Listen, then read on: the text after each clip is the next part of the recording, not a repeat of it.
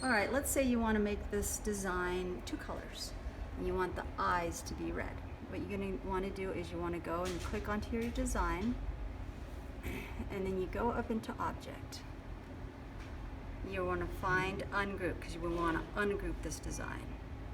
And for some reason this design you have to do it, oh no, twice. Usually you have to do it twice, but no. So now I can pick whatever part of the design to switch.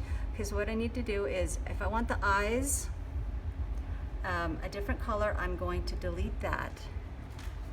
Okay, so now I'm going to print, and I have to come back up here. Sorry, I'm going to come back up here and group the whole thing again. Whoops, I need to select everything, object, and then group. Now it's all back together again. So I can print this way, or cut it this way, and then the next time I cut, I will just cut the eyes but in a different color. And so if I wanted to do this blue, I would set my blue vinyl and it'll cut blue without the eye. And then when I come back and want to do the eyes, I would go into a new matte, a new project, and press OK, and then I would come over here to this other side. I'm going to go to the Untitled 3. This is where the eye was. And then I'll come over here. Let me just move this guy over here. I'm going to expand him real quick to show you. I'm going to ungroup him again. Oh, one more time. Usually it's twice. I'm going to take the eye and I'm going to control, and I'm going to copy the eye, and then I'm going to move it over to this page that doesn't have anything on it, and then so there's the eye. Move it over here, and then I'll put my red vinyl in, and then I'll cut vinyl for just the eye, and so once that's done, then we can put them two together, and it makes a blue outline with the red eye.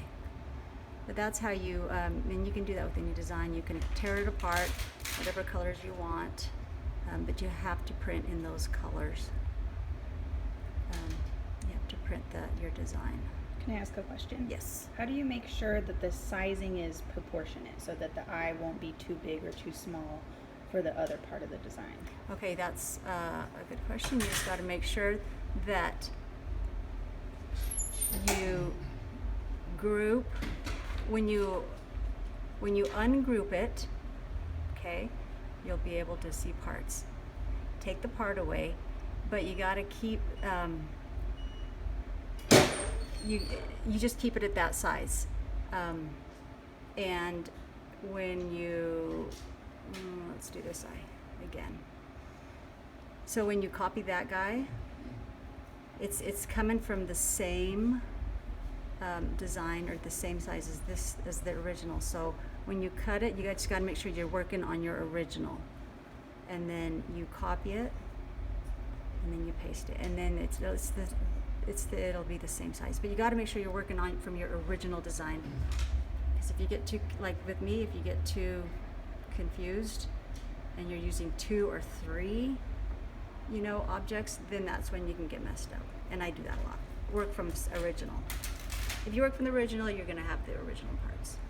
Do you save these projects, or do you just use them for working while we're cutting and then you delete them?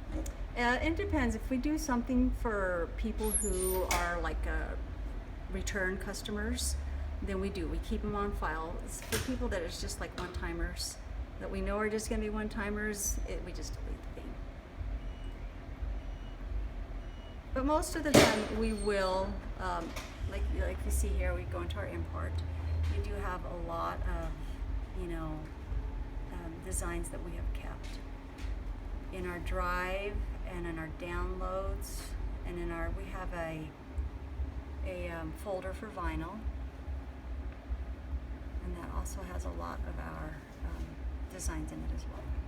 And they are just the designs and the artwork. They're not the mattes and the settings. Mm-hmm. Okay, so you don't save the matte projects. You just save the artwork. And the artwork, though, we'll have Greg talk about the artwork, because that gets imported from Illustrator.